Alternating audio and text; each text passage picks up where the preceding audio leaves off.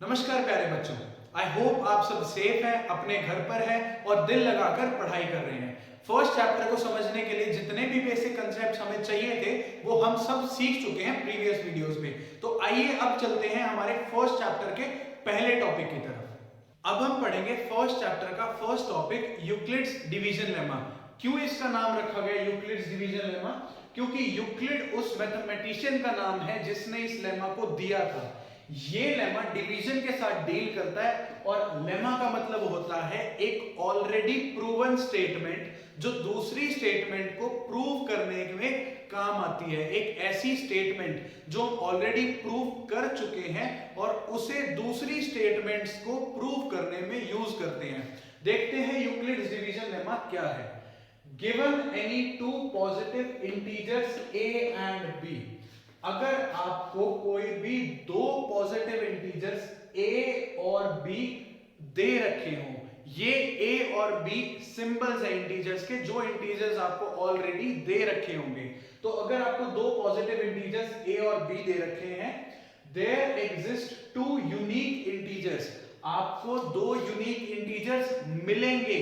Exist करते हैं ऐसे दो यूनिक इंटीजर्स, वो इंटीजर्स यूनिक होंगे Q and R, satisfying A is equal to BQ plus R। इसका मतलब जो मुझे पहले इंटीजर्स दे रखे थे A और B, मुझे दो और इंटीजर्स मिलेंगे Q और R, किस टाइप के कि मैं उस A को लिख सकूं BQ plus R की फॉर्म में, मेरा A BQ plus R के इक्वल हो। स्टेटमेंट को याद करना बहुत जरूरी है। इस स्टेटमेंट को 10th क्लास के स्टूडेंट्स लर्न कर लेना।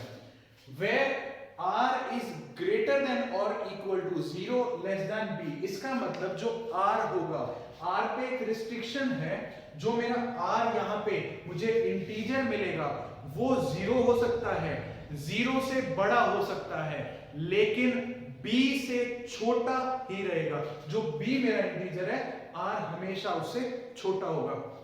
अब पॉजिटिव इंटीजर्स का मतलब क्या है, देखो वो समझते हैं। पॉजिटिव इंटीजर्स कुछ नहीं है, नेचुरल नंबर्स हैं। नेचुरल नंबर मतलब पॉजिटिव इंटीजर्स, वो इंटीजर्स जिनके आगे प्लस का साइन होता है। प्लस का साइन हम क्या करते हैं, मान लो +4 है तो मैं उसको ऐसे लिख सकता हूं ना 4, मतलब जिसके आगे आपको प्लस का साइन है, इंटीजर के आगे कोई साइन नहीं है, उसे बोलते हैं पॉजिटिव इंटीजर। लेकिन यहां पे ये ध्यान देना है कि जीरो के आगे भी कोई साइन नहीं होता, फिर भी 0 पॉजिटिव नहीं होता। तो क्या 0 नेगेटिव है? 0 नेगेटिव भी नहीं होता। नेगेटिव इंटीजर्स कौन से होते हैं? जिनके आगे माइनस का साइन होता है। पॉजिटिव इंटीजर्स जिनके आगे प्लस का साइन होता है, नेगेटिव इंटीजर्स जिनके आगे माइनस का साइन होता है। 0 ना पॉजिटिव है ना नेगेटिव है, याद रखना। 0 is neither positive nor negative. चलो अब एक बात बताओ, नॉन नेगेटिव इंटीजर्स बताओ कौन से होंगे। नॉन नेगेटिव क्या पता चलता है इस वर्ड से, कि वो इंटीजर्स जो नेगेटिव नहीं है। अब नेगेटिव कौन से इंटीजर्स नहीं है? पहली बात तो जो पॉजिटिव इंटीजर्स है वो नेगेटिव नहीं होंगे, पॉजिटिव इंटीजर्स नेगेटिव नहीं होंगे, साथ में 0 भी तो नेगेटिव नहीं है ना। 0 ना पॉजिटिव है ना नेगेटिव है, इसीलिए 0 भी नॉन नेगेटिव में आएगा। तो मैं पूछूं अगर नॉन नेगेटिव इंटीजर्स तो तुम कौन से बोलोगे? 0 1 2 3 एंड सो ऑन। इसी तरह मैं पूछूं नॉन पॉजिटिव इंटीजर्स तो जो पॉजिटिव नहीं है, मतलब कौन से? 0 -1 -2 -3 एंड सो ऑन। ये नॉन नेगेटिव इंटीजर्स हैं, ये नॉन पॉजिटिव इंटीजर्स हैं। अब जैसा कि लेमा की स्टेटमेंट से पता चल रहा है कि आपको जो a और b इंटीजर्स हैं वो गिवन होंगे और q और r ढूंढने होंगे। तो कुछ एग्जांपल्स ले लेते हैं जहां पे आपको a और b जो इंटीजर्स हैं वो गिवन है, और देखते हैं q और r जो इंटीजर्स होंगे मुझे कैसे मिलेंगे। देखो यहाँ पे a 17 ले लिया, b 3 ले लिया, तो मुझे q और r कैसे मिलेंगे? सिंपल सी चीज है, आपको लॉन्ग डिवीजन मेथड आता है। a को हमेशा आपने b से डिवाइड करना है, बस इतनी सी चीज है कि आपने a को b से डिवाइड करना है। तो a को b से डिवाइड करेंगे, यहां पे 17 को 3 से डिवाइड कर दो, 3 5 जा 15, रिमाइंडर बचा 2। तो ये जो क्वोशंट है यही q होता है, जो रिमाइंडर है वही r होगा। तो बहुत सिंपल है, यहाँ पे 17 को कैसे लिखेंगे? 3 into 5 प्लस r, जो कि यहाँ पे क्या है? 2। इसका मतलब देखो a is equal to b into q plus r. मैंने इसको लिख दिया a is equal to b q plus r की फॉर्म में, मतलब मैंने 17 को 3 इंटू 5 प्लस 2 की फॉर्म में लिख दिया। अच्छा ध्यान से देखो, कंडीशन हमने रिमाइंडर पे लगाई थी। रिमाइंडर पे क्या कंडीशन थी? 0 हो सकता है, 0 से बड़ा हो सकता है, लेकिन b से हमेशा छोटा रहेगा। b क्या है यहाँ पे हमारा 3, तो जो रिमाइंडर आया 2 वो b से 3 से छोटा है। सिमिलरली यहाँ पे करके देखते हैं। अब देखो जरूरी नहीं है, यहाँ पे क्या है, a छोटा है b बड़ा है, फिर भी आपको हमेशा a को ही डिवाइड करना है। तो 5 को 12 से डिवाइड करेंगे, 12 जीरो 0, रिमाइंडर बच गया 5। अब यहां पे कैसे लिखेंगे? a is equal to b q plus r. a बताओ क्या है? 5 इज इक्वल टू b क्या है? 12 इंटू 0 प्लस 5। खुद देख लो, 12 zero 0 plus 5 is equal to 5 आ गया यहाँ पे। अच्छा यहाँ देखो, ये देखो रिमाइंडर जो है 5 वो ऑलरेडी 12 से छोटा है। अब यहाँ पे डिवाइड करते हैं, 63 को डिवाइड करेंगे 5 से, 5 1 5, रिमाइंडर आ गया 13। क्या हम इस स्टेप पे रुकेंगे? नहीं, हम इस स्टेप पे नहीं रुक सकते, क्योंकि जो रिमाइंडर है ना 13 वो मेरा b से बड़ा नहीं हो सकता। ये जो 13 है वो तो 5 से बड़ा है, तो इससे आगे भी हम प्रोसीड कर सकते हैं। मतलब 5 2 10, अब रिमाइंडर आया 3, इससे आगे डिवीजन नहीं हो सकती, क्योंकि जो मेरा रिमाइंडर आया है वो 5 से छोटा हो चुका है। तो यहाँ पे इसको कैसे लिखेंगे? 63 is equal to 5 into 12 plus 3। तो 63 is equal to 5 into 12 plus 3। देखो लिखने को आप इसको ऐसे भी लिख सकते हो कि 63 is equal to 12 into 5 plus 3। हमारी जो मल्टीप्लीकेशन होती है वो कॉम्पिटेटिव होती है, a को b से मल्टीप्लाई करो या b को a से मल्टीप्लाई करो, सेम आंसर आता है। लेकिन हम यहाँ पे याद रखना, अपनी कन्वीनियंस के लिए, गलत नहीं होगा, लेकिन आगे हम कुछ ऐसे क्वेश्चंस करेंगे जहां पे b का पहले आना जरूरी है, q का बाद में आना जरूरी है। इसीलिए अपनी कन्वीनियंस के लिए ये आदत डाल लेनी है हमें कि b पहले आएगा, q बाद में आएगा, तो a is equal to b q plus r. अब मुझे एक बात बताओ, आपको ये कुछ डिवीजन एल्गोरिथम जैसा नहीं लग रहा जो आपने जूनियर क्लासेस में पढ़ा है? डिवीजन एल्गोरिथम क्या कहता है कि अगर मैं किसी इंटीजर d को दूसरे इंटीजर्स, किसी नंबर को दूसरे नंबर से डिवाइड करता हूं तो मुझे एक क्वोशिएंट मिलेगा, और आफ्टर सेवरल स्टेप्स मुझे एक रिमाइंडर मिलेगा, और मैं dividend is equal to divisor into quotient plus reminder लिख सकता हूं। तो यूक्लिड्स डिवीजन लेमा और डिवीजन एल्गोरिथम जो आपने पढ़ा है, ऑलमोस्ट वो सेम चीजें, सिमिलर है दोनों, ज्यादा डिफरेंस नहीं है, इसलिए आपको समझने में बिल्कुल भी डिफिकल्ट नहीं लगा होगा। अगर फिर भी नहीं समझ में आया तो डाउट्स में पूछ लेना। तो ये हो गया यूक्लिड्स डिवीजन लेमा। समझ आई इसकी स्टेटमेंट? सिंपल सा है, आपको a को बस b से डिवाइड करके q और r निकालने हैं, तब तक डिवाइड करना है जब तक जो लास्ट में बचेगा रिमाइंडर r जो बचेगा वो b से छोटा नहीं हो जाता। इससे लास्ट लेक्चर में हमने फैक्टर्स के बारे में पढ़ा था, आपको याद तो होगा। अगर आपने वो वीडियो अब तक नहीं देखी तो आपको ऊपर लिंक मिल जाएगा, उस लिंक को क्लिक करके उस वीडियो को जरूर देख लेना। तो अब एक चीज देखो, सपोज करो मैं यहाँ पे 44 को डिवाइड कर रहा हूं 4 से। जब मैं 44 को 4 से डिवाइड करूंगा, मान लेते हैं कि a मेरा है 44 और b ले लिया मैंने 4, तो 44 को जब मैं 4 से डिवाइड करूंगा तो 4 1 4, यहाँ पे सब्ट्रैक्ट करके आ गया 0, और यहाँ पे फिर से 4 1 4, तो रिमाइंडर क्या आया? फाइनल रिमाइंडर आ गया 0। अब यूक्लिड्स डिवीजन लेमा की जो स्टेटमेंट है उसके हिसाब से क्या है कि अगर मुझे कोई भी इंटीजर a दे दिया तो मैं उसको b क्यू प्लस r की फॉर्म में लिख सकता हूँ। a क्या लिया था मैंने? 44 is equal to 4 into q क्या है? 11 प्लस 0। अच्छा 0 ऐड होगा, इसका मतलब सेम रहेगा आंसर, तो 44 इज इक्वल टू 4 इंटू 11। अब आप कनेक्शन समझना, देखो मैंने आपको ये बोला था कि जब डिवाइड करने, फैक्टर्स वाली वीडियो में, कि डिवाइड करने पे जब रिमाइंडर 0 आएगा इसका मतलब जो डिवाइजर है वो डिविडेंड का फैक्टर होगा। तो यहां से ये प्रूव हो गया कि 44 का फैक्टर है। मैंने एक और चीज बोली थी, अगर किसी नंबर को दो नंबर्स के प्रोडक्ट की फॉर्म में लिख दो तो वो दोनों भी उसके फैक्टर्स होंगे। यहां पे देखो 44 को मैंने 4 इंटू 11 की फॉर्म में लिख दिया। क्यों? किसको यूज करके? डिवीजन लेमा को यूज करके, यूक्लिड्स डिवीजन लेमा, इसे ही यूज करके मैंने 44 को 4 into 11 की फॉर्म में लिख दिया। अब हम आते हैं अपनी लेमा की फर्स्ट एप्लीकेशन की तरफ। फर्स्ट एप्लीकेशन क्या है? Use Euclid's algorithm. देखो एल्गोरिथम और lemma one and the same thing है, तो कंफ्यूज नहीं होना। Use Euclid's algorithm to find the HCF of 4052 and 12576। ये आपका एनसीईआरटी का चैप्टर 1 का फर्स्ट एग्जांपल है यूक्लिड्स डिवीजन लेमा की एप्लीकेशन, पहली एप्लीकेशन जो फर्स्ट क्वेश्चन है यूक्लिड्स डिवीजन लेमा पे बेस्ड। चलो, तो इसमें सिंपल सा प्रोसीजर, आपको स्टार्ट कैसे करना है? आपको स्टार्ट करना है हमेशा जो बड़ा नंबर है ना, बड़े नंबर को छोटे से डिवाइड करो। तो जो बड़े वाला इंटीजर है उसको छोटे वाले इंटीजर से डिवाइड करना है। इसका मतलब 12576 इसे डिवाइड करना है 4052। 4052 को जब 3 से मल्टीप्लाई करेंगे ये बनेगा 12156। सब्ट्रैक्ट करो, 6 माइनस 6 0, यहाँ पे 2 और 4, 420 आ गया। हर स्टेप के बाद चेक करना क्या आपका रिमाइंडर डिवाइजर से छोटा आ चुका है। हाँ, यहाँ पे 420 4052 से छोटा है। यहाँ पे डिवीजन कंप्लीट हो गई। इसके बाद क्या करना है? जो पिछले स्टेप में डिवाइजर था आपका, पिछले स्टेप में जो डिवाइजर था, इस स्टेप पे यही स्टेप्स आपने रिपीट करने हैं। क्या करना है?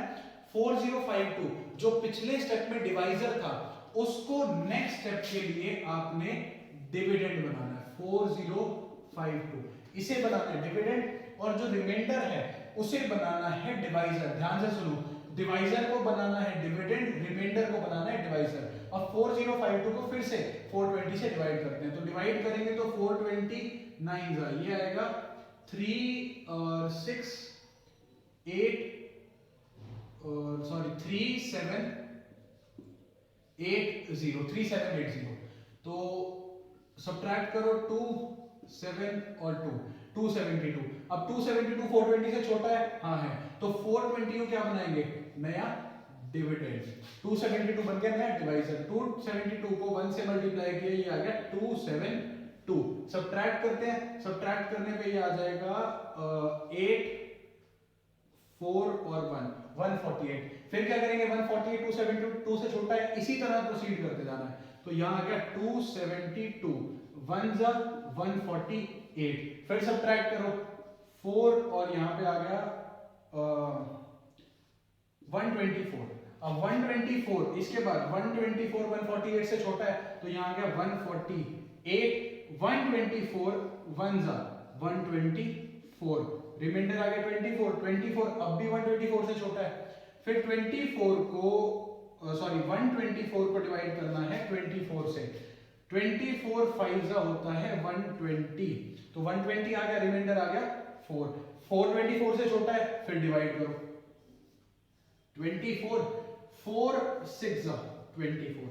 देखो जिस स्टेप पे मेरा रिमाइंडर 0 आ जाए, जिस डिवीजन के स्टेप पे, ऐसे ही डिवाइड करते चलना है, जिस डिवीजन के स्टेप पे आपका रिमाइंडर 0 आ जाए, उस स्टेप का जो डिवाइजर होगा 4, यहाँ पे उस स्टेप का जो डिवाइजर होगा वही आपका स्टार्टिंग वाले दोनों नंबर्स का, जहां से आपने डिवीजन शुरू की थी, उनका HCF होगा।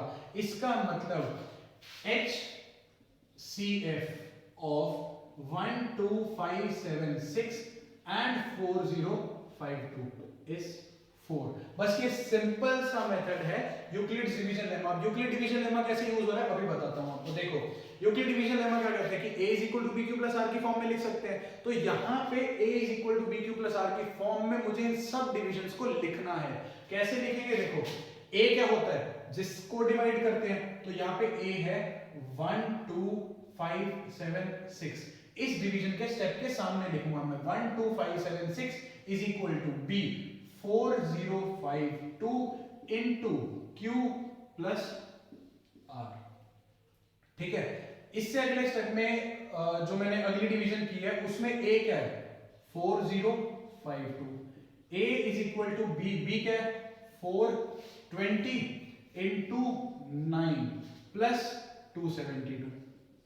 इससे अगले स्टेप में 420 = 272 multiplied by 1 plus 148। इससे नेक्स्ट स्टेप में 272 is equal to 148 into 1 plus 124।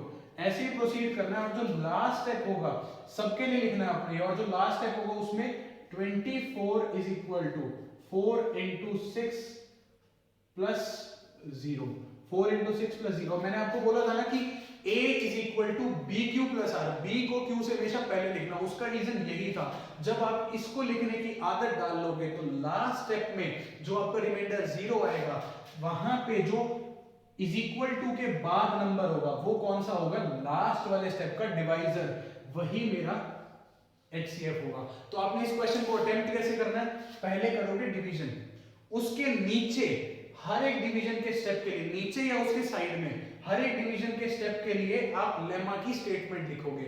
Lemma की स्टेटमेंट लिखने के बाद डिवीजन में भी जो लास्ट डिवाइजर होगा उसको बॉक्स में डालोगे, और जो स्टेटमेंट में भी लास्ट डिवाइजर होगा उसको बॉक्स में डाल के एंड में हम आंसर लिखेंगे बिल्कुल लास्ट में कि HCF of 12576, 4052 is equal to 4, और ये भी आ गया बॉक्स में। इसी की तरह एक्सरसाइज, फर्स्ट एक्सरसाइज का फर्स्ट क्वेश्चन जिसमें 3 पार्ट्स हैं, वो भी HCF निकालने का ही है। वो आपका होमवर्क है, खुद ट्राई करके जो भी डाउट्स हो कमेंट सेक्शन में पूछ सकते हैं आप। इसके बाद है हमारा NCERT का एग्जाम्पल 2। क्या कहते हैं example 2, show that every positive even integer is of the form 2q and every positive odd integer is of the form 2q plus 1। क्या कह रहा है कि कोई भी positive odd integer, sorry even integer है, कोई भी पॉजिटिव इवन इंटीजर है वो 2q की फॉर्म में होगा, कोई भी पॉजिटिव ऑड इंटीजर है वो 2q plus 1 की फॉर्म में होगा, जहां पे ये q कोई इंटीजर है, q is some integer। तो आपको इवन इंटीजर तो पता ही है क्या होते हैं, जो 2 की टेबल में आते हैं, 2 से एग्जैक्टली डिवाइड होते हैं, 2 जिनका फैक्टर होता है। ऑड इंटीजर्स क्या होते हैं, जो 2 की टेबल में नहीं आते, 2 जिनका फैक्टर नहीं होता, जो 2 से एग्जैक्टली डिवाइड नहीं होते। चलो कुछ इवन इंटीजर्स के एग्जांपल्स ले लेते हैं। मान लो 14 है, 14 को मैं लिख सकता हूं 2 into 7, 2 7 का 14 होता है। तो यहां पे जो 7 है ये क्या है, q, एक इंटीजर है, where q is some integer. तो मतलब 14 जो मेरा एक इवन इंटीजर है, मैंने उसको 2q की फॉर्म में लिखा दिया। कोई भी और एग्जांपल ले लो, 56, 56 को लिख सकते हैं 2 into 28, 2 को लिख सकते हैं 2 into 1, ये भी 2q, ये भी 2q। 108 को भी लिख सकते हैं 2 into 54। और कोई एग्जांपल ले लो, मान लो 1002, इसको भी लिख सकते हैं 2 into 501। मतलब आप जितने भी इवन इंटीजर्स लोगे उन सभी को 2q की फॉर्म में लिख सकते हैं। ये बात आप 4, 5, 10, 20, 50 एग्जांपल्स के थ्रू तो समझा सकते हो, लेकिन उसने बोला है एवरी पॉजिटिव इवन इंटीजर, हर एक इवन इंटीजर के बारे में प्रूव करना है। इवन इंटीजर्स कितने होते हैं, इनफाइनाइटली मेनी। हो सकता है आगे जाके आपको कोई ऐसा इवन इंटीजर मिले जो 2q की फॉर्म में ना हो, तो इसीलिए हम इस चीज को एग्जांपल्स के थ्रू नहीं प्रूव करेंगे, जनरली प्रूव करेंगे। कैसे जनरली प्रूव करेंगे, उससे पहले देखो, every positive odd integer is of the form 2q plus 1। कोई भी ऑड इंटीजर बोलो, जैसे मैंने 15 है, 15 को ऐसे लिख सकते हैं 2 7s are 14 plus 1। तो 15 को 2 7s are 2q plus 1 की फॉर्म में लिख दिया। और इसी तरीके से 29 है मान लो, तो 2 into 14 plus 1। 101 है तो 2 into 50 plus 1। आपको कोई भी ऑड इंटीजर अगर मैं दे दूं तो उसको आप 2q plus 1 की फॉर्म में लिख सकते हो। अब ये क्वेश्चन मत पूछना कि 13 है वो ऑड है, 13 को भी तो मैं 2 multiplied by 6.5 लिख सकता हूं, तो ये 2q की फॉर्म में हो गया। नहीं, 13 को 2 into 6.5, 6.5 इंटीजर नहीं है, 6.5 डेसिमल है। हमने बोला है कि q जो होगा वो इंटीजर होगा, इसीलिए 13 को आपने 2 into कोई दूसरा नंबर तो लिख दिया, इसका मतलब ये नहीं है 2 इसका फैक्टर होगा। देखो, अगर मैं किसी नंबर को दो नंबर्स के प्रोडक्ट की फॉर्म में लिखूं, ये जो नंबर वर्ड है मैंने पिछली वीडियो में बताया था, नेचुरल नंबर्स के लिए है, ये इसके लिए नहीं है डेसिमल के लिए। मैं अगर किसी नंबर को, किसी नेचुरल नंबर्स को 2 मल्टीप्लाइड बाय कोई दूसरा नेचुरल नंबर लिख सकता हूं तो ही वो इंटीजर इवन होगा।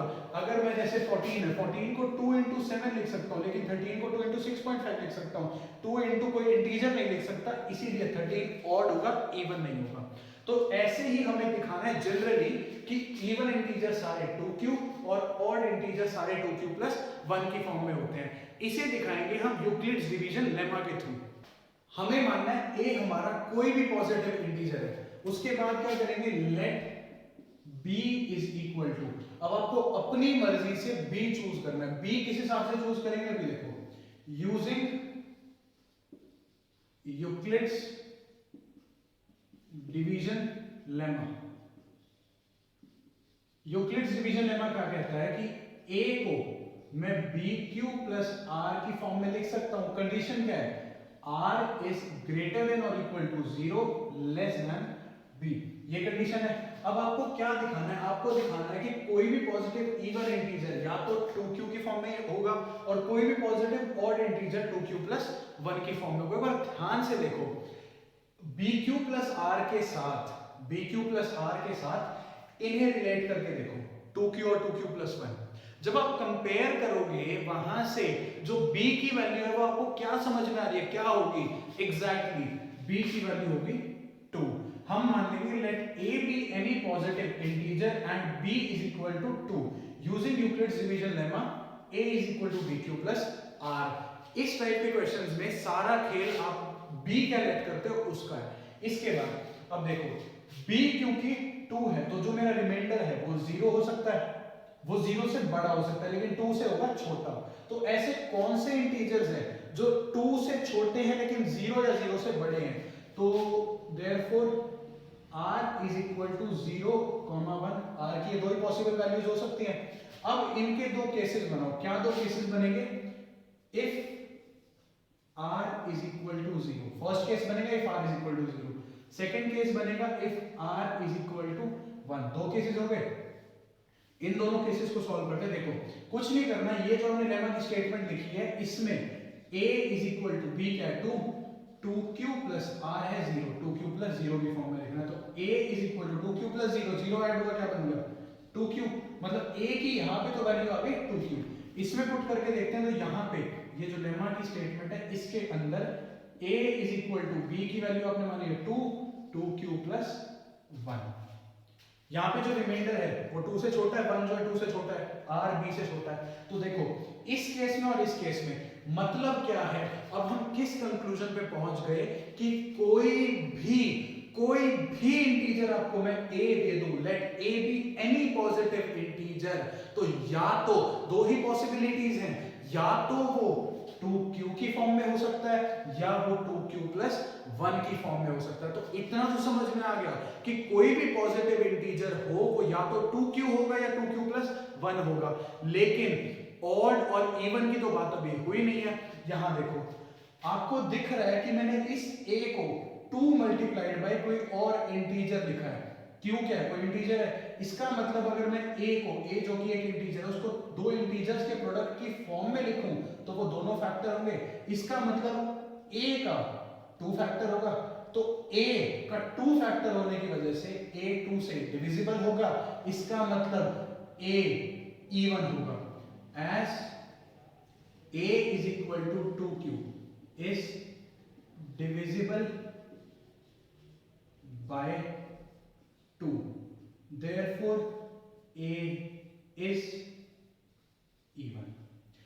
अब इस केस में देखो रिमाइंडर 1 बच रहा है, क्या मतलब है इस बात का कि जब मैं a जो मेरा कोई भी पॉजिटिव इंटीजर, मतलब कोई भी पॉजिटिव इंटीजर अगर मैं उसको 2 से डिवाइड कर रहा हूं इस केस में, तो रिमाइंडर 1 बच रहा है। रिमाइंडर 1 बचने का मतलब क्या है कि 2 से a एग्जैक्टली डिवाइड नहीं हो रहा, और जब a 2 से एग्जैक्टली डिवाइड नहीं हो रहा तो a इवन भी नहीं होगा। इसका मतलब as a is equal to 2q plus 1 is not divisible by 2, क्योंकि ये a is equal to 2q plus 1 2 से exactly divisible नहीं है, इसका मतलब a is odd।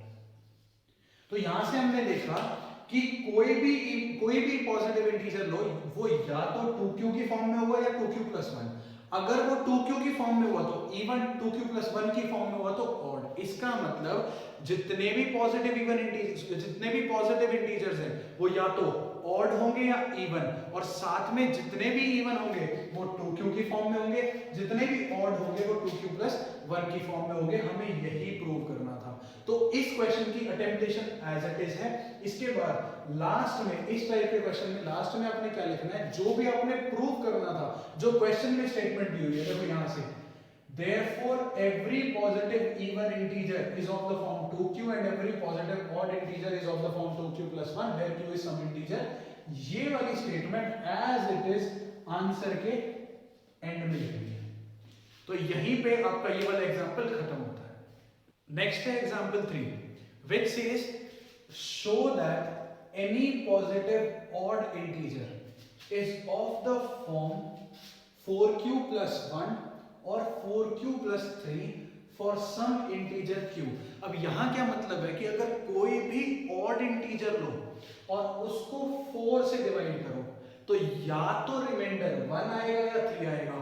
आप जितने मर्जी एग्जांपल्स करके देखना, 5 या 6 एग्जांपल्स ऑड नंबर्स के लेके देखना और उनको 4 से डिवाइड करना, हर केस में या तो आपको रिमाइंडर 1 मिलेगा या 3 मिलेगा। अब मुझे जनरली प्रूव करना है कि कोई भी अगर ऑड पॉजिटिव इंटीजर लिया तो वो या तो 4q प्लस 1 या 4q प्लस 3 की ही फॉर्म में आएगा। कैसे करेंगे, सॉल्यूशन मैंने लिख दिया है, पहले समझा देता हूं। एक्सप्लेन करने के बाद वीडियो को पॉज करके नोट डाउन कर लेना। Let a be any positive integer and, अब कंपेयर करके देखो b क्या लेना पड़ेगा, b लेंगे हम 4, b is equal to 4 using Euclid's division lemma, a is equal to bq plus r is greater than equal to 0 less than b। तो r की क्या क्या वैल्यूज हुई, स्टार्टिंग होगी 0 से, रुकेगी कहां, b से 1 पहले, तो 0 1 2 3 चार केसेस कौन से, if r is equal to 0, if r is equal to 1, if r is equal to 2, if r is equal to 3। अब देखो क्या करना है, हमें दिखाना है कि 4q plus 1 और 4q plus 3 वाले ऑड होंगे। तो क्या करेंगे, a is equal to 4q। अच्छा यहां से देख के 4q को देख के थोड़ा पता चल रहा है कि इवन है या ऑड है। इवन कब होगा, जब मैं उस नंबर को 2 मल्टीप्लाइड बाय कोई और इंटीजर दिखाऊं। अगर मैं a को 2 मल्टीप्लाइड बाय कोई और इंटीजर दिखा पाऊं तो a क्या बन जाएगा, इवन बन जाएगा। तो a is equal to 4q, 4 को कैसे लिख सकते हैं, 2 into 2, तो मैंने इसमें से 2 कॉमन ले लिया, अंदर क्या बच गया 2q। अब ध्यान से सुनो, मुझे चेक करना है क्या ये 2q इंटीजर है। q अगर कोई इंटीजर है तो इंटीजर को जब 2 से मल्टीप्लाई करेंगे तो भी इंटीजर आएगा, इसीलिए 2q भी इंटीजर हो गया। तो मैंने a को 2 मल्टीप्लाइड बाय कोई और इंटीजर दिखा दिया, तो a is equal to 4q, as a is equal to 4q is divisible by 2, therefore a is even। इसका मतलब जिस केस में रिमाइंडर 0 आएगा वहां तो मेरा a क्या होगा, इवन हो जाएगा। Next case r is equal to 1, a हो गया 4q plus 1। अब यहां देखो, इसमें से आप पूरे में से कंप्लीटली 2 कॉमन नहीं ले सकते, क्योंकि 2 कॉमन लोगे तो अंदर इंटीजर नहीं बचेगा। 2 कॉमन लोगे तो देखो, अगर 2 कॉमन लिया अंदर बचेगा 2q plus 0.5 हाफ। अब 2q तो इंटीजर होगा, मैं क्या कह रहा हूं, जब आप कॉमन लोगे यहां बचेगा 2 into 2q plus 0.5। ये 2q तो इंटीजर होगा, लेकिन इसमें जब 0.5 ऐड होगा तो वो इंटीजर नहीं होगा, इसीलिए ये जो 4q plus 1 है ये इवन नहीं है। तो हम क्या कहेंगे कि as a is equal to 4q plus 1 is not divisible by 2, therefore a is odd।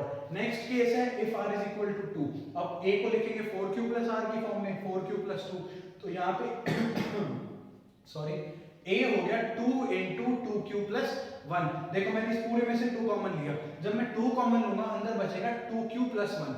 q को 2 से मल्टीप्लाई किया, q कोई भी इंटीजर था, 2 से मल्टीप्लाई किया इंटीजर आया, 1 ऐड किया फिर एक इंटीजर आया, इसीलिए 4q plus 2 जो है as it is divisible by 2, therefore a is even। r अगर 3 होगा तो a is equal to 4q plus 3, फिर से इसमें से 2 कॉमन नहीं आ सकता, इसीलिए ये इवन नहीं होगा, ऑड होगा। as a is equal to 4q plus 3 is not divisible by 2, therefore a is odd। तो देखो इन दोनों केसेस में इवन, इन दोनों केसेस में ऑड। तो यहां से क्या बात पता चले कि कोई भी अगर a पॉजिटिव इंटीजर हुआ कोई भी, तो ऑड कब होगा वो, या तो वो 4q plus 1 की फॉर्म में या 4q plus 3 की फॉर्म में। यही हमने प्रूव करना था। तो उसके बाद क्या करोगे, जो प्रूव करना है उसको ही therefore any positive odd integer is of the form 4q plus 1 or 4q plus 3 for some integer q। इस स्टेटमेंट को नीचे एज इट इज उतार के लिख दोगे। ये आपका एग्जांपल 3 भी कंप्लीट हो गया। एक्सरसाइज 1.1 का क्वेश्चन नंबर 2 भी सिमिलर है, वो आप खुद ट्राई करोगे, आपके लिए होमवर्क है। इसके बाद आ जाओ एनसीईआरटी एक्सरसाइज 1.1 के फोर्थ क्वेश्चन पे। फोर्थ क्वेश्चन क्या है? Use Euclid's division lemma to show that the square of any positive integer, square of any positive integer is either of the form 3m और 3m plus 1 for some integer m। कहने का मतलब ये है कि कोई भी पॉजिटिव इंटीजर है, आप कुछ एग्जांपल्स लेके देख लेना, कोई भी पॉजिटिव इंटीजर लो, उसका स्क्वायर करो, जब उसको 3 से डिवाइड करोगे या तो रिमाइंडर आएगा 0 या रिमाइंडर आएगा 1। इसका मतलब या तो वो 3m की फॉर्म में होगा या 3m plus 1 की फॉर्म में होगा। लेकिन यहां एक प्रॉब्लम है, हमने जब पिछले क्वेश्चंस किए उनमें क्या था कि किसी भी पॉजिटिव इंटीजर को इस फॉर्म में दिखाओ, किसी और फॉर्म में दिखाओ, जो भी था। यहां पे हमने स्क्वायर को दिखाना है, square of any positive integer. तो इस क्वेश्चन को क्या कैसे करेंगे, ध्यान से सुनो। देखो, लेट सेम, पहले जो स्टार्टिंग वाला प्रोसीजर है वो सेम है। Let a be any positive integer and b, अभी b एज्यूम करेंगे, b क्या लेना है हमें, using Euclid's division lemma a is equal to bq plus r, where r is greater than equal to 0, greater than or equal to 0 and less than b। तो ये Euclid division lemma की statement लिख दी। इसके बाद अब आपको b क्या late करना है, देखो ध्यान से सुनो। b की वो वैल्यू लेंगे कि मैं जब स्क्वायर करूं a का, अभी समझ में आएगा जब मैं आगे समझाऊंगा, a का स्क्वायर करूं तो स्क्वायर में मुझे कैसे ना कैसे करके 3 मिले। क्या कह रहा हूं मैं, देखो सपोज करो b की वैल्यू हमने 3 ही ले ली। जब हम b की वैल्यू 3 लेंगे तो a क्या हो जाएगा, 3q plus r। यहां पे जो r की वैल्यूज होंगी, पॉसिबल वैल्यूज, वो क्या हो सकती हैं, b से छोटी, 0 और उससे बड़ी। तो 0 1 2 3 पॉसिबल वैल्यूज आई r की। मतलब कि अब इन पॉसिबल वैल्यूज जो r की वैल्यूज है, इनको लेट करके, इनके केसेस बना के मैं क्या करूंगा, a की वैल्यूज निकालूंगा। तो चलो a की वैल्यू आएगी फर्स्ट केस में if r is equal to, sorry, if r is equal to 0, तो a is equal to 3q plus 0, मतलब 3q। ये a की वैल्यू आई है, ये पॉजिटिव इंटीजर आया है मेरा, कि पॉजिटिव इंटीजर है 3q की फॉर्म में। अगर मैं रिमाइंडर ले लूं 1 तो a क्या होगा, 3q plus 1, मतलब जो पॉजिटिव इंटीजर है जिसके स्क्वायर की बात कर रहे हैं, square of any positive integer, वो किस फॉर्म में होगा, 3q plus 1 की फॉर्म में होगा वो इंटीजर। अगर अगला केस लूं if r is equal to 2, तो a की वैल्यू होगी 3q plus 2 की फॉर्म में। तो ये 3q plus 2 किसकी वैल्यू है, ये है उस पॉजिटिव इंटीजर की वैल्यू। लेकिन मुझे तो इनके स्क्वायर्स को 3m और 3m plus 1 की फॉर्म में दिखाना है। तो इनके स्क्वायर्स कैसे करेंगे, तो उसके लिए जो a की पॉसिबल वैल्यूज है उन पे स्क्वायर करो, स्क्वायरिंग बोथ साइड्स। तो a की वैल्यू है 3q, तो a स्क्वायर हो गया 3q square, 3q whole square मतलब 3 स्क्वायर 3 पे भी है, q पे भी है, तो स्क्वायर 3 पे होगा तो 9 आ जाएगा, q पे होगा q स्क्वायर, तो ये हो गया 9q स्क्वायर। अब देखो फर्स्ट केस में a स्क्वायर मतलब पॉजिटिव इंटीजर का square, square of any positive integer 9q square मिला है। लेकिन इसे मुझे या तो 3m की फॉर्म में दिखाना है या 3m plus 1 की फॉर्म में। तो देखो यहां से 3 कॉमन आ रहा है, अगर कॉमन आ रहा है तो 3 कॉमन ले लो, 3 कॉमन लेंगे, अंदर क्या बच जाएगा, 3q स्क्वायर ब्रैकेट के अंदर, तो a स्क्वायर की वैल्यू हो गई 3 into 3q स्क्वायर। अब देखो q कोई इंटीजर है, कोई भी इंटीजर है, अगर उसका स्क्वायर करेंगे तो भी इंटीजर ही मिलेगा, और किसी इंटीजर को फिर किसी इंटीजर से मल्टीप्लाई करें तो भी इंटीजर मिलता है। तो इसीलिए q स्क्वायर इंटीजर हो गया, तो इस इंटीजर को 3 से मल्टीप्लाई किया, फिर से इंटीजर, इसका मतलब ये जो 3q स्क्वायर है ये भी तो एक नया इंटीजर ही मिलेगा आपको। तो a स्क्वायर हो गया 3 into 3q स्क्वायर, इस 3q स्क्वायर को मान लेते हैं नया इंटीजर m, तो a स्क्वायर की जो वैल्यू हो गई वो हो गई 3m, where m is equal to 3q square। ये जरूर लिखना है कि m की क्या वैल्यू लेट की है हमने। समझ में आया फर्स्ट केस। चलो अब सेकंड केस पे आओ।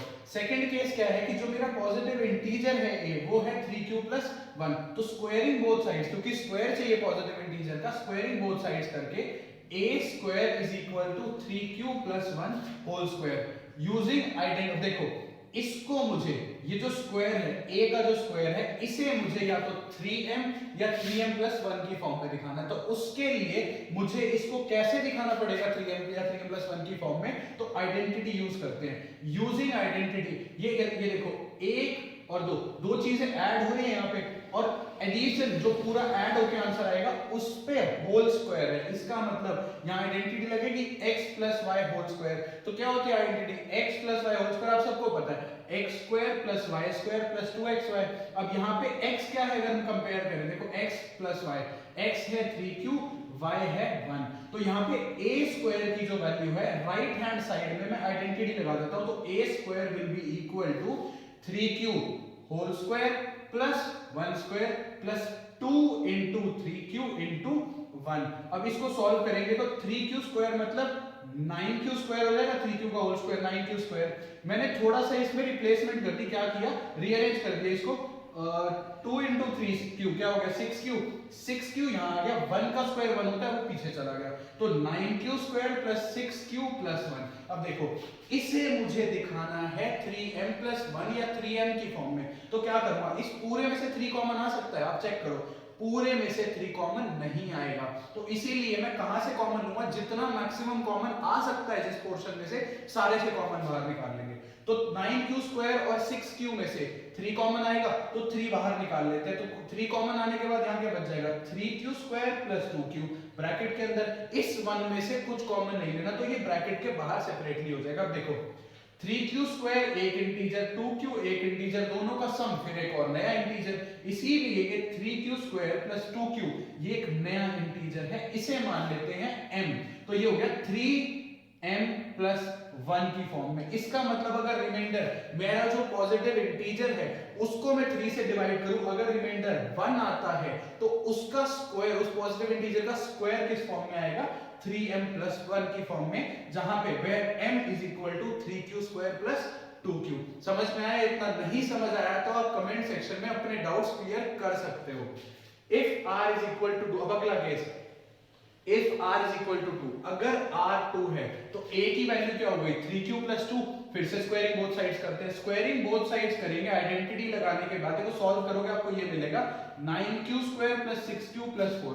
अब इस पूरे में से 3 कॉमन लो, चलो देखो अब आपको विजिबली तो क्या दिख रहा होगा कि मैं इन दोनों में से 3 कॉमन ले सकता हूँ, 4 में से 3 कॉमन नहीं आएगा। जब मैं इन दोनों में से 3 कॉमन लूंगा तो 3m+4 की फॉर्म में बच गया मेरा एक स्क्वायर ऑफ पॉजिटिव इंटीजर, लेकिन मुझे 3m+1 की फॉर्म में तो नहीं चाहिए, 3m या 3m+1। क्या करना है, मैक्सिमम पोर्शन में से कॉमन निकालना है, जितने ज्यादा पोर्शन में से कॉमन निकाल सको उतने में से कॉमन निकालेंगे। तो क्या करेंगे, देखो 4 को स्प्लिट कर देंगे 3 और 1 में, 4 को लिख देंगे 3+1, इसके बाद 9q² plus 6q plus 3+1। अब देखो कहां से 3 कॉमन आ सकता है, इन तीनों टर्म्स में से 3 कॉमन आ सकता है, तो इन तीनों में से 3 कॉमन लेंगे, क्या बच जाएगा अंदर 3q² plus 2q plus 1, बाहर आ गया 3+1। अब देखो फिर से ये एक ये इंटीजर और इसमें 1 ऐड होगा वो भी इंटीजर, 3 इंटीजर्स ऐड होंगे, एक नया इंटीजर बनाएंगे, उस नए इंटीजर को मान लेंगे m। तो 3q² plus 2q plus 1 ये मेरा हो गया m। तो मैंने दिखा दिया कि इस केस में जो a² है वो किस फॉर्म में होगा, 3m+1 की फॉर्म में, जहां पे m होगा 3q² plus 2q plus 1। तो इन 3 केसेस से क्या पता चला, देखो हमने स्टार्ट कहां से किया था, याद रखना किसी भी टाइप का क्वेश्चन आए मानना आपने हर बार यही है कि a is any positive integer, हर बार यही मानेंगे कि a पॉजिटिव इंटीजर है, स्क्वायर हो क्यूब हो कोई फर्क नहीं पड़ता, वो बाद में। a पे लेमा लगाएंगे, b लेट करके रिमाइंडर्स की वैल्यू निकालेंगे, केसेस बनाएंगे, फिर जो भी ऑपरेशन है, स्क्वायर करना है, क्यूब करना है, जो भी करना है वो ऑपरेशन लगा के कॉमन लेके मॉडिफिकेशंस करके कुछ कैलकुलेशंस के बाद आपको अपना आंसर डिजायर्ड फॉर्म में मिल जाएगा। बहुत सिंपल है, ध्यान से समझ लो इसको। इसके बाद देखो लास्ट में क्या करना है, फिर से भाई मैंने बताया जो प्रूव करना है, तो the square of any positive integer and so on, इस जो भी है यहाँ पे लास्ट में देयरफॉर करके इस स्टेटमेंट को एंड में जरूर लिखना है, ये कंपलसरी है और ये आपकी पूरी अटेम्प्टेशन है। वीडियो को पॉज करके इसे नोट डाउन कर लो। अब आते हैं एक्सरसाइज के 5th क्वेश्चन पे। 5th क्वेश्चन क्या है, use Euclid's division lemma to show that the cube of any positive integer is of the form 9m plus 1 और 9m plus 8। क्या कह रहा है, कोई भी पॉजिटिव इंटीजर मानो तो जो उसका क्यूब होगा वो या तो 9m की फॉर्म में हो या 9m plus 1 या 9m plus 8। स्टार्ट कैसे करेंगे आपको बता चुका हूं, वही लिखेंगे late a be any positive integer। अब b की क्या वैल्यू लेट करें, देखो जो डिजायर्ड रिजल्ट्स आपको चाहिए उसमें आपको m के साथ 9 दिख रहा है, लेकिन इसका मतलब ये बिल्कुल मत समझना कि आपको b को 9 लेट करना पड़ेगा। क्यों, देखो पिछले वाले क्वेश्चन में, क्वेश्चन नंबर 4 में हमने b को 3 लेट किया था, लेकिन वहां पे स्क्वायर करना पड़ा था एक a का। जब a का स्क्वायर किया तो आपको 9q स्क्वायर मिला है। जाके थोड़ा सा रिवाइंड करके वीडियो को देखो, 9q स्क्वायर है हर एक केस में, तीनों केसेस में 9q स्क्वायर आपको जरूर मिला होगा। इसका मतलब हम जब स्क्वायर करेंगे 3 का तो 9 मिलेगा, तो इजीली वहां से 3 कॉमन ले लिया था। अब हमारे पास क्यूब करने के चांस है, हमें क्यूब करना है हमारे a की वैल्यूज का, जो a के केसेस बनेंगे उनका क्यूब करना है। तो जब क्यूब करेंगे तो मुझे बस एक ऐसी वैल्यू लेट करनी है जिसके क्यूब से मैं इजीली 9 बाहर निकाल सकूं, दैट्स इट। तो जरूरी नहीं है आपको कि 9 ही लेट करना पड़ेगा, थोड़ा सा सोचना इस चीज को कि क्यूब करके बस 9 बाहर निकालना है। क्यूब करके तो 3 का क्यूब क्या होता है 27, कहीं ना कहीं आइडिया है कि हाँ 27 में से 9 कॉमन आ सकता है। तो देखते हैं कि क्या b 3 लेट करने से हमारा काम चलेगा। तो हमने क्या किया, late a be any positive integer and b is equal to 3। फिर वही लेमा की statement, using Euclid's division lemma, a is equal to b cube plus r is greater than equal to 0 less than b less than B.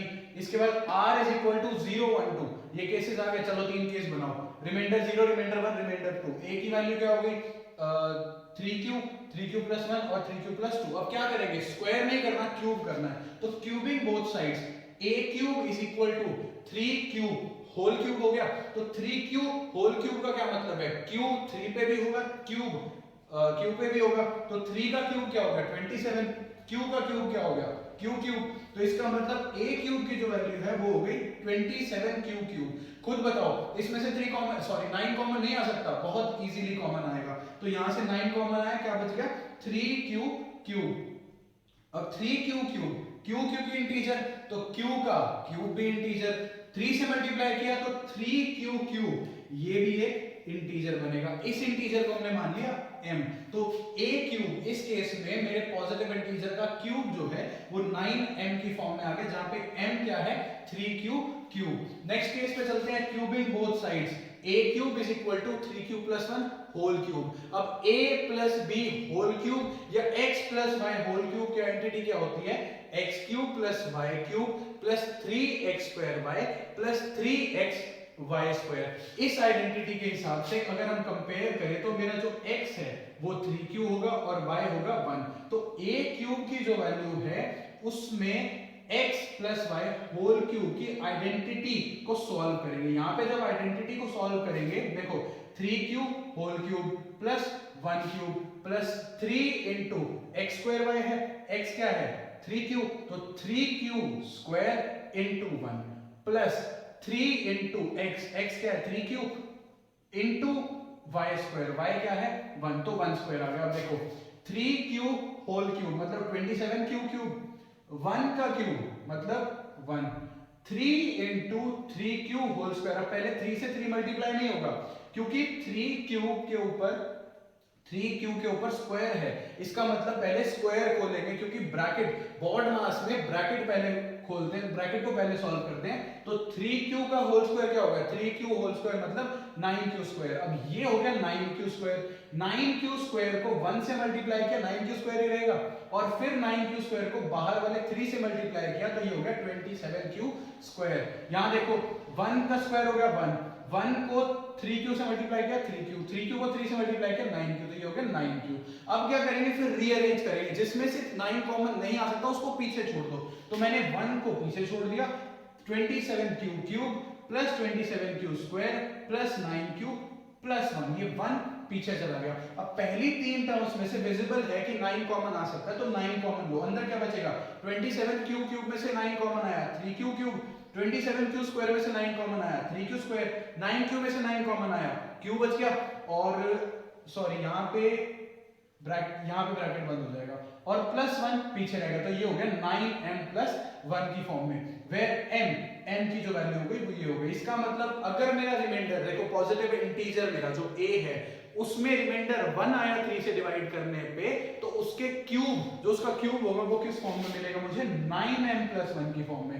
अब जो third case है, अगर reminder 2 है तो a की वैल्यू क्या हो जाएगी, 3 + 2, क्यूबिंग बोथ साइड्स। आगे सॉल्व करके आपको इसकी जो कैलकुलेशन होगी एंड में क्या आंसर देगी, 9m+8 की फॉर्म में। ये आपको खुद सॉल्व करना है, आइडेंटिटी भी है आपके पास x + y होल क्यूब की, इसको सॉल्व करके चेक करना और कमेंट बॉक्स में मुझे बताना कि आपका आंसर सही आ रहा है या नहीं आ रहा। अब आते हैं हम एग्जांपल नंबर 4 पे, जो कि है एक वर्ड प्रॉब्लम। क्या है example number 4? A sweet seller has 420 काजू बर्फीज एंड 130 बादाम बर्फीज। एक स्वीट सेलर के पास 420 काजू बर्फीज और 130 बादाम बर्फीज है। She wants to stack them in such a way that each stack has the same number of barfis. Stack का मतलब क्या है, पाइल या ढेर। तो इन्होंने बोला है कि उस स्वीट सेलर को बर्फीज को इस तरीके से ऑर्गेनाइज करना है कि हर एक ढेर में, हर एक स्टैक में सेम नंबर ऑफ बर्फीज हो, and they take up the least area of the tray. जिस ट्रे में मैं वो स्टैक्स बनाऊं, उस ट्रे का वो स्टैक्स कम से कम एरिया ऑक्यूपाई करे, कम से कम जगह में, ट्रे की कम से कम जगह पे वो स्टैक्स आ जाए। What is the number of burfis that can be placed in each stack for this purpose? इस काम को करने के लिए हर एक स्टैक में कितनी बर्फीज होनी चाहिए हमें ये बताना है। देखो उससे पहले ना एक और एग्जांपल ले लेते हैं। सपोज करो आपके स्कूल में लाइब्रेरी है और आपके जो लाइब्रेरियन है उन्होंने आपको बुलाया और लाइब्रेरी में नई बुक्स आई हैं, 100 बुक्स आई हैं फॉर एग्जांपल। उन्होंने आपको बोला कि ये 100 बुक्स को ना इस तरीके से, ध्यान से समझो, इस तरीके से अरेंज करो कि ये जो लाइब्रेरी का फ्लोर है ये बुक्स कम से कम जगह ऑक्यूपाई करे उस फ्लोर की। अगर मैं इसको फ्लोर पे रखता हूं बुक्स को, तो कम से कम जगह ऑक्यूपाई करे, फ्लोर की कम से कम जगह वो बुक्स ऑक्यूपाई करें। तो देखो कम से कम जगह ऑक्यूपाई कराने का मतलब क्या है, आप एक स्टैक में, एक ढेर में ज्यादा से ज्यादा बुक्स रखने की कोशिश करोगे। आप कोशिश ये करोगे कि मैं 100 की 100 बुक्स एक ही स्टैक में रख दूं, जिससे वो इतनी सी जगह में बहुत सारी बुक्स आ जाए। स्टैक की हाइट तो बहुत बढ़ जाएगी, लेकिन जो फ्लोर की जगह है वो तो बहुत कम ऑक्यूपाई होगी ना। अब मान लेते हैं कि 100 बुक्स एक स्टैक में रखना पॉसिबल नहीं है, तो हम क्या करेंगे, मान लो ज्यादा से ज्यादा 20 बुक्स रख सकते हैं। तो हम क्या करेंगे, 20 बुक्स एक स्टैक में रखेंगे। अब एक स्टैक में 20, अगले में 20, फिर 20, 20, 20, तो 100 बुक्स जो मेरे पास टोटल थी कितने स्टैक्स में आ गई, 5 स्टैक्स में। अब एक चीज ध्यान से समझो कि यहाँ पे क्या लास्ट वाले स्टैक में कोई एक्स्ट्रा बुक्स बची हैं या सब में बराबर नंबर ऑफ बुक्स डिवाइड हुई हैं, 20, 20, 20, 20, 20। जब मैंने 20 बुक्स के 5 स्टैक्स बनाए तो 100 बुक्स कंप्लीट हो गई। ठीक है, अब सपोज करो मैं कह रहा हूं कि एक स्टैक में 3 बुक्स रखो। मैं कह रहा हूं एक स्टैक में 3 बुक्स रखो। जब आप एक स्टैक में 3 बुक्स रखोगे तो 3, 3, 3, 3, 3, 3, 3 करके जब आप स्टैक्स बनाओगे तो लास्ट वाले कितने स्टैक्स बनेंगे, देखो 3 को जब 33 से मल्टीप्लाई करेंगे 99 आएगा। इसका मतलब 3 बुक्स वाले 33 स्टैक्स बन गए। इसके अलावा अब ये 99 बुक्स हो गई। इसके अलावा जो लास्ट वाला स्टैक है उसमें एक बुक आएगी सिर्फ। तो यहां पे सभी स्टैक्स में इक्वल नंबर ऑफ बुक्स नहीं आई। First thing is this. दूसरी चीज, अब एक्स्ट्रा बुक यहां पे क्यों बची है, ध्यान से समझो। क्योंकि मैंने जो एक स्टैक में नंबर ऑफ बुक्स रखी थी वो 3 थी। 100 टोटल नंबर ऑफ बुक्स है, एक स्टैक में 3 रखी। क्या 300 का फैक्टर होता है, 300 का फैक्टर नहीं होता। इसीलिए यहां पे जो मेरी बुक्स हैं वो इक्वली डिवाइड नहीं हुई। लेकिन मैंने आपको बताया जब मैंने एक स्टैक में 20 बुक्स रखी तो 20 बुक्स 5 इक्वल स्टैक्स में डिवाइड हो गई और लास्ट में एक भी बुक एक्स्ट्रा नहीं बची, सभी स्टैक्स में equal number of books I. अब सपोज करो मैं एक स्टैक में 10 बुक्स रखता हूं तो 10 बुक्स एक स्टैक में है तो स्टैक्स कितने बनेंगे? तब भी 10 बनेंगे। कोई भी ऐसा स्टैक नहीं होगा जिसमें अनइक्वल नंबर ऑफ बुक्स आए। मान लो 4 बुक्स रखी एक स्टैक में, अब मैं एक स्टैक में जब 4 बुक्स रखूंगा तो कितने स्टैक बनेंगे? 25।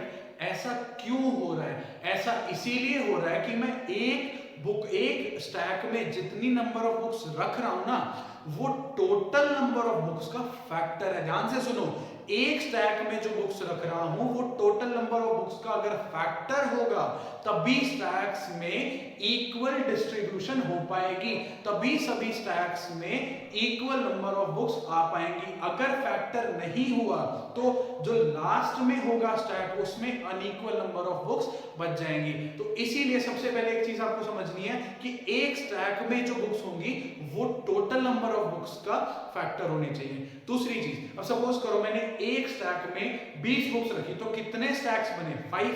मैं एक number of books in one stack है 20, टोटल नंबर ऑफ स्टैक्स है 5। 20 को 5 से मल्टीप्लाई करेंगे 100 आएगा। इसका मतलब नंबर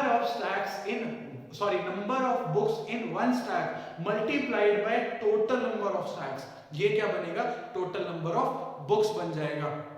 तो इसका मतलब मैंने टोटल नंबर ऑफ बुक्स को दो नंबर्स के प्रोडक्ट की फॉर्म में दिखाया। कौन से दो नंबर? पहला number of books in one stack, दूसरा नंबर ऑफ स्टैक्स। तो ये दोनों टोटल नंबर ऑफ बुक्स के क्या होंगे?